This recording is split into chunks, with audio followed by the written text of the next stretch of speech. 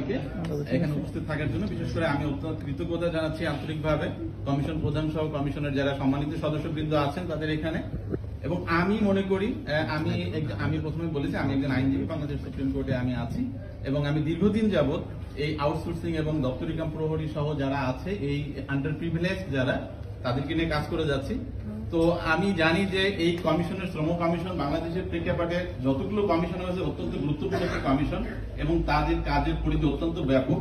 আজকে যে সমাবেশটা হয়েছে এবং আজকে যারা সমবেত হয়েছে মাননীয় কমিশনের সামনে, দে আর দ্য বেসিক পয়েন্ট এবং তারা এমন একটা অংশের প্রতিনিধিত্ব করছেন যে আমি ব্যক্তিগতভাবে মনে করি যে কমিশনের 80% যে কাজের যে ফোকাসের জায়গাটাই আপনারা জানেন যে সারা দেশে সরকারি প্রাথমিক বিদ্যালয়ের 37,000-এর বেশি পরিবার দপ্তরি কাম প্রহরী হিসাবে কর্মরত আছে, যাদের কোনো কর্মঘণ্টা বলে কিছু নাই, 24 ঘন্টা তাদেরকে ডিউটি করতে হয়। আমি বারবার বলেছি তাদেরকে, অনেক অফিসার বলে যে তাদেরকে ডিউটি করতে হবে।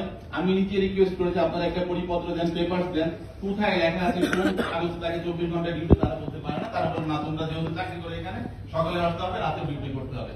আজকে যারা আউটসোর্সিং এ আছে আমি দীর্ঘদিন যাবত আমি অত্যন্ত কৃতজ্ঞ যে আমাদের মাননীয় কমিশন প্রধান যে উক্তিটা প্রথম করেছেন যে যেখানে স্বরাষ্ট্র মন্ত্রণালয় বা প্রতিরক্ষা মন্ত্রণালয়ে যদি আউটসোর্সিং বেস থাকে তাহলে আমাদের যাওয়ার জায়গাটা কোথায়, আমাদের সিকিউরিটিটা কোথায়।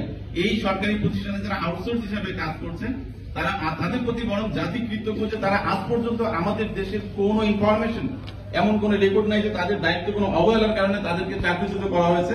তাদের কিসের জন্য করা হয়েছে? তারা কোম্পানির টাকাটা পরিশোধ করতে পারে নাই। এবং আমি একটা কথা আজকের এই সুযোগে বলবো যে এই যে কোম্পানিগুলো আছে এই কোম্পানিগুলো কিন্তু শ্রম মন্ত্রণালয় থেকে তাদেরকে রেজিস্ট্রেশন নিতে হয়, রেজিস্টার। কিন্তু আমরা দেখেছি বিশেষ করে আদালতে মামলা পরিচালনা করতে গিয়ে দেখেছি যে যারা বর্তমানে আছে তাদের অনেকে রেজিস্ট্রেশনটাও নাই।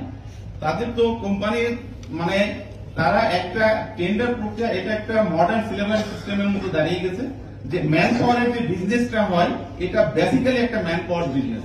এটা হচ্ছে কি যে আপনি একই চেয়ারে, আমার যুক্তি ছিল আমরা যখন আদালতে কথা বলি এবং বাইরেও কথা বলি যে ওই পোস্টটাই যদি থেকে থাকে, মাননীয় কমিশন প্রধান সহ কমিশন যারা আছেন, একটা সরকারি অফিসে অফিস সহায়কের পোস্টটা আছে, বাট সেই অফিস সহায়কের পোস্টটা 1 বছর পর চেঞ্জ করে সেখানে আরেকজনকে নিয়ে আসা হচ্ছে।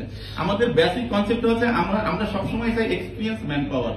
যে মানুষটাকে আপনি 5 বছর এক্সপিরিয়েন্স করলেন ওই চেয়ারে শুধুমাত্র নতুন একটা কোম্পানি আসার কারণে তাকে বাদ দিয়ে আপনি নতুন করে আরেকজন নিচ্ছেন, ওকে তো ওই অফিসটা চিনতেও 1 বছর সময় লাগবে। এই অবস্থায় এই বৈষম্যের মধ্য দিয়ে আমার আউটসোর্সিং ভাই বোনেরা, আমার দপ্তরি কাম প্রহরী ভাই বোনেরা সহ যারা আছে তারা দিন অতিপাত করছে। আমি অত্যন্ত আনন্দিত এবং অত্যন্ত আশাবাদী যে আমাদের কমিশন প্রধান ইতিমধ্যে বলেছেন যে অনেকগুলো বিষয় তাদের জানার ছিল না।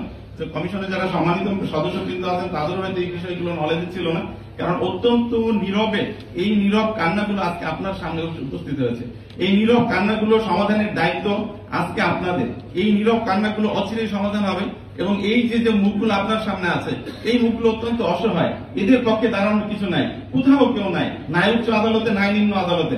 আদালতে গেলে বলে যে তোমাদের তো কিছু নাই, তোমরা না সরকারি না বেসরকারি, তোমরা তো কোম্পানির কাছে। কোম্পানি গিয়ে দেখে যে কোম্পানির অফিসটা পর্যন্ত নাই, কারণ তারা একটা টেন্ডারে অংশগ্রহণ করেছে, সরকারের কিছু প্রতিষ্ঠানের সাথে যোগাযোগ করে তারা টেন্ডারের কাজ পেয়েছে, ওদের কাছ থেকে টাকা নিয়েছে, তারা অফিসে সরবরাহ করেছে, তারপরে তারা আর নাই। এই অবস্থার মধ্য দিয়ে, এই বাস্তব অবস্থার মধ্য দিয়ে তারা আজকে দিন অতিবাদ করছে। আমি আশা করব যে এই অবহেলিত মানুষের অধিকার রক্ষায়, এই নির্যাতিত মানুষের অধিকার রক্ষায় যে নির্যাতনমূলক আইনটা আছে 18 সালের আইনটা যে সেফগার্ড করা হয়েছে, এই সেফগার্ডটা শুধুমাত্র কিছু অসাধু লোকের যারা মানুষের রক্ত চোষা, আমি বলবো যারা মানুষের শ্রম থাকে, যারা মানুষকে নিয়ে বিজনেস করছে তাদের জন্য, সেটা বাতিল করে এদের জন্য সময়োপযোগী, যুগোপযোগী এবং স্থায়ী কর্মসংস্থানে স্থায়ী চাকরির সুযোগটা করার সুপারিশটা করবেন এই আশাবাদ আমি ব্যক্ত করছি। ধন্যবাদ সবাইকে আমাকে সুযোগ দেওয়ার জন্য। আমি আবারও কৃতজ্ঞতা জানাচ্ছি।